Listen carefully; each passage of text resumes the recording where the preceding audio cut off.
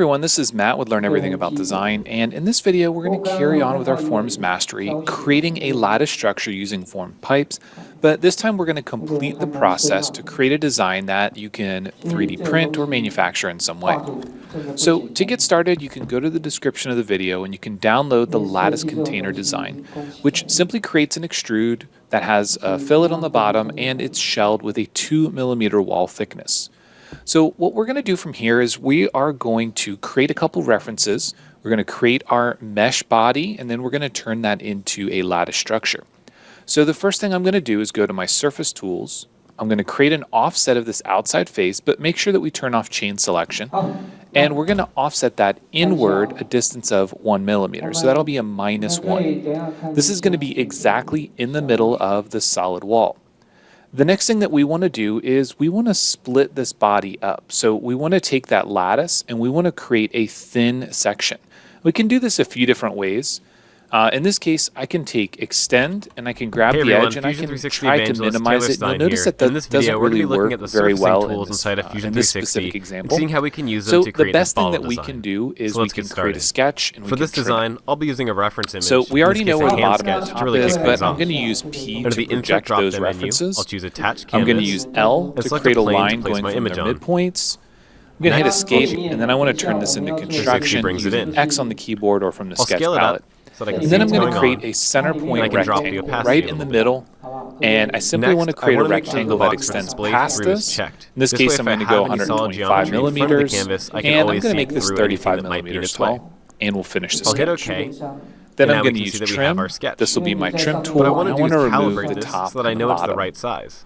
When we use To a do trim, this, we I'll have to get right-click on rid my of that canvas in sketch. the We have to browser hide and it. choose And now what we calibrate. have is a solid I can body, select 2 and we have the points on my surface image body that and we enter can a see value. inside of it. Let's say I want the height Now, of this remember bottle the to be trick around with this 200 is we millimeters. actually have to I'll turn select off capture design history for the mesh section of this to work.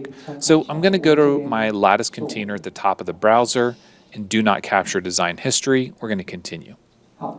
Next, we're going to tessellate this. We'll select it. I don't really care what this initial mesh looks like, but we can always preview it and we can adjust these values. For example, surface deviation, we can use normal deviation. And in this case, what we're really looking to do is we want something that has enough resolution here. So I'm just going to simply say OK, and then I'm going to remesh this. We're going to select the entire mesh body. So if you happen to select a face, you can box select everything, or you can select the mesh body from here. Again, we want to turn on preview, and we can modify this to be uniform. We can adjust the density until we're happy with the results. So you can see here that it's not selecting through. That generally is an option here where we need to make sure that we are selecting the backside. We can also turn on our mesh palette, which helps us select everything in the design. So if we want to make sure that we have everything selected, that mesh palette sometimes can help. You can see it's still not selecting the back. So let's pre-select the entire mesh body just to make sure that we have it.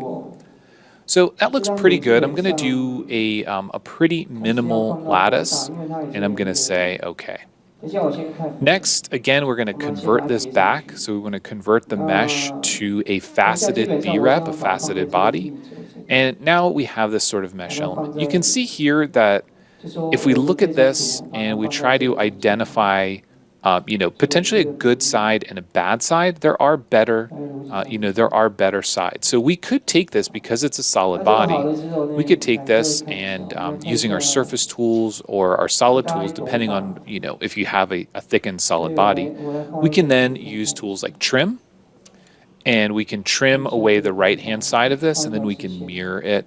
I'm not going to do that for this example, but if you want to get really precise, you can play around with those mesh settings, and you can work on a case where it actually works and it looks really uniform. This is going to be fine for what we're doing. Next, we want to go to our form tools, and we're going to create a form using the pipe option. I'm going to go into selection priority, and turn on edge priority. And I'm going to reset this global diameter. I'm going to make it 2 millimeters. That was our wall thickness. And then I'm going to select everything. I'm going to go to smooth display, and I just want to take a look at everything. In my segments, I'm going to reduce the number of segments I have. That's going to give me a larger intersection here. And everything looks pretty good. I'm pretty happy with those results, so I'm just going to say OK. Then I want to hide my mesh body. Now, this is the part where we potentially run into problems depending on the number of faceted edges or faces that you had.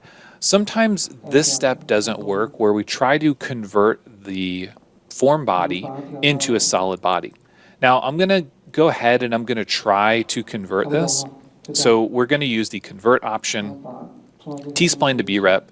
We're going to say OK. Now again, sometimes this doesn't work. If this doesn't work, we still have the T-spline body here. There's another trick that we can do. So I'm going to go to solids and I'm going to create just a cylinder or something that's larger than the object that I'm working on. So I'm just going to create a cylinder that's larger. I'm going to pull this up so it goes all the way through. It's going to be a new body. Before I do anything else, I'm going to right click on this. I'm going to go to opacity control and just set it to 40% so we can see that that sort of B-rep mesh body is inside of there. So the T-spline, the purple body in the folder, and then we have our solid body here. We're not going to be working on that solid body. We want to make sure that we show the T-spline because this is what you would do if the conversion did not work. We're going to go to create and we're going to use an option called boundary fill. Now, boundary fill is an interesting tool, and honestly, it's a little tricky. It's hard to use. So this is a really simple example, so it does help, but we're going to start by selecting our tools, and we're going to select the body first, and then we're going to select the solid that we created. And note that their center points are at different locations. This is going to be important for us to identify. The next thing that we need to do is we need to select the cells. These are going to be the cells that we want to keep. It's kind of hard. You're going to have to just hover over and figure out which one looks right. In this case, we could create this solid boundary body with the center of mass way off to the side, and it would be a little bit easier. This can be a new body, but we can also use it for things like joining bodies together, cutting them, and so on. This is a really handy tool if you have a bunch of surfaces and planes and you want to create a volume from them. This is the tool that you would want to use. So now we say OK. And if we hide the mesh body, we hide the T-spline body, and we hide this big body that we created as sort of a volume, now you can see that we have this converted version of it. And again, this is the tip that you would use if things were broken. The next thing that we want to do is bring back our original cylinder. All right, so the entire idea behind this is for us to create something that we can sort of mesh these two things together. And the first thing I want to do is use press pull. I'm going to select the inside faces, and I want to sort of, actually let's go ahead and cancel that. Select this inside face, and notice that it's defaulting to -37. Let's set it to 0. And then we want to find a sort of a median, in this case -1 millimeter might be okay. Notice that it's sort of filling everything in. So that's not the result that we want. So let's go ahead and hold down the control key and let's try to select the inside of this. And again, you can see what's actually happening is it's creating this huge volume, and that's not really what we want. What we really want is we want to create a situation where this body is exactly in the middle of the rest of the body. So let's cancel that and let's go ahead and right click and capture our design history. So now we're back capturing our design history. Let's try to use press pull again, and let's select this inside face and begin pulling it in. So you can see this tool works a little bit better here. We can do this as automatic or a new offset if we want, so we can increase or decrease it. And I really just want to go about to the point where I almost don't see that anymore, and then I'm going to say OK. The next thing that I want to do is I want to look at this sketch that I used to cut things out, right? So I'm going to use that as an extrude, and I want to cut all the way through in both directions, but I only want to cut out this body 7. Body 1. Body 7 is the one we want to keep. So we're going to leave that body behind, and you can see now we've sort of got this lattice structure in between here. Now, a good thing that I would suggest is to kind of move things around a little bit. I'm going to use move copy, and I'm just going to move this down just a little bit, maybe 0.5 millimeter, so -0.5, and we're going to say OK. And then I'm going to repeat that on the bottom, and I'm going to move this up 0.5 millimeter just so that I have a little bit more overlap there. And once I'm happy with those, I'm going to combine all three together. So just simply select all three. And now we have one single solid body that has all of that information in it. I'm going to select the rest of everything that's here, right click and remove it. And what we're left with is this sort of container. It could be a pencil jar or for keys or whatever the case might be. But now we've got the solid base, we've got this lattice structure in here, and it connects to this top rim. So if we do, let's say, inspect and section analysis, and we just pick one of these planes, you can see here that what we've done is we've sort of combined all these things together. You can see that the solid bodies overlap. And this gives us a pretty neat feature. Now, obviously, we could spend a little bit more time, do a higher density faceted mesh, and get a lot more of these pipes in here. We could use a smaller size. Instead of 2 millimeters, we could do 1. The higher resolution mesh, the better it's going to match that original body that we created. With this low res, then obviously we're not truly cylindrical anymore. We've got straight lines that are pretty far spread out. But it does give you a pretty cool, sort of object. If we go into render, we can change the appearance of it. I'm going to use A on the keyboard. I'm just going to go to a plastic material. Just pick something that has a little bit of color to it. We could do textured or transparent or smooth.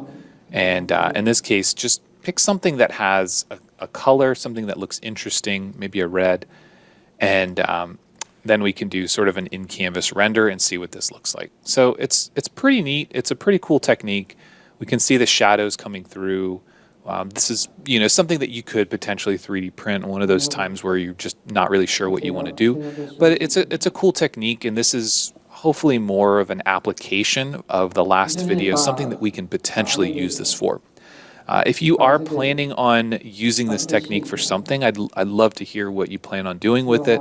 There's a lot more that we could do. We just have to get really creative with those initial surfaces, and we could completely mesh and convert a solid body and turn it into this pipe structure. But I really found that it works better with a thin surface, and that way you're only working with a single set of edges. But we could have done a small panel here. We could have wrapped it around, sort of twisted at an angle. There's all kinds of different things that we could have done with this. But again, hopefully this is a little bit more insight on an application that you could use for this tool. And again, if you do anything with it, please let me know. And as always, if you have questions, just leave them in the comments or shoot me an email at support@cadeducation.com. As always, thanks for watching, and we'll see you in the next one.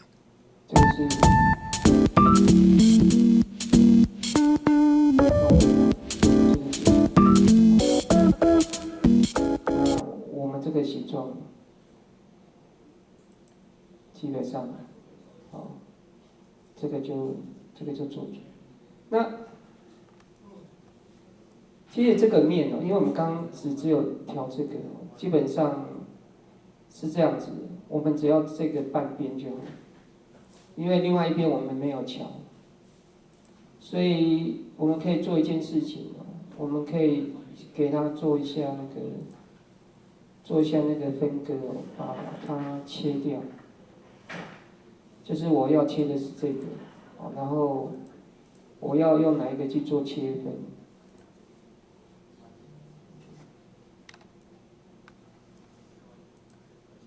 切不出来，这个 select 没有选，然后这 select 选它。我们把这个切掉，好不好？把这个切掉。所以这个body本身就一半，我们只要这一半就好。OK 吗？好，其实这个形状不是很漂亮，应该要画的时候小心一点。好，那这个好了之后呢，我们要来画这两条线，好，就基本上画这个线。所以各位，其实这个在调的时候，可能还需要再调好看一点，好不好？这样可以吗？好，那一边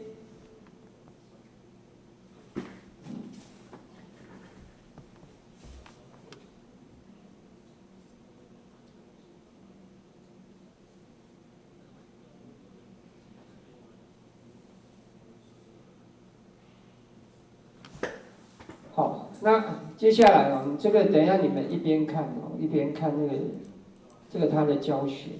那我们下一步就是这件，好，因为这已经好了啦。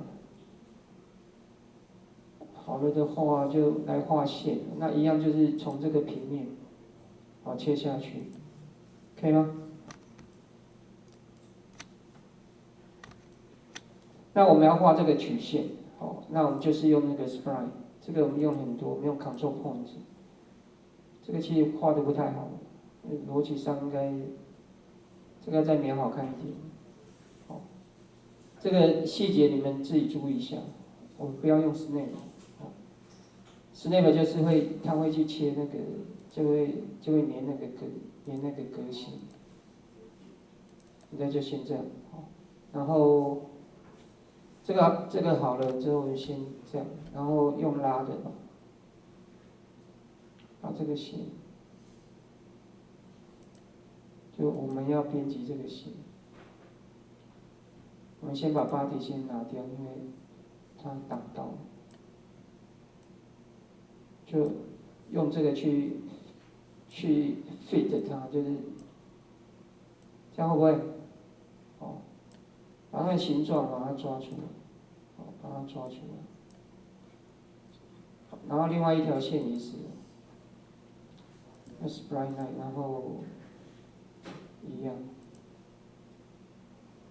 这个没关系，先画几点，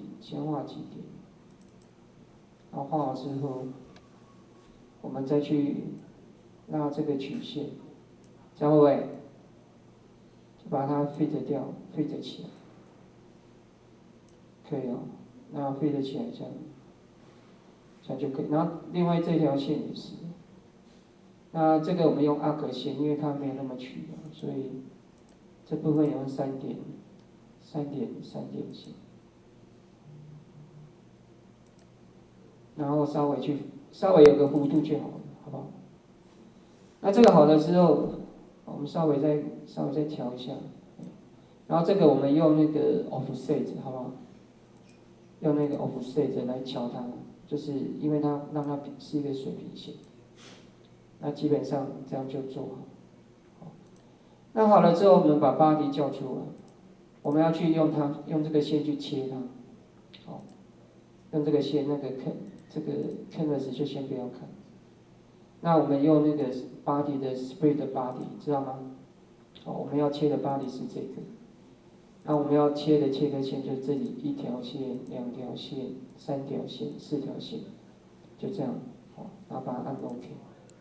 好，这个线就做出来，然后我们把这个中间不要的部分，这个等一下我们要砍掉，好，就是这个部分，就变成这样。这样知道吗？好，所以那个我们 Visual Style， 我们把它不要看那个线，就会觉得很好看。好，那现在是10点32分，好，这部分我们。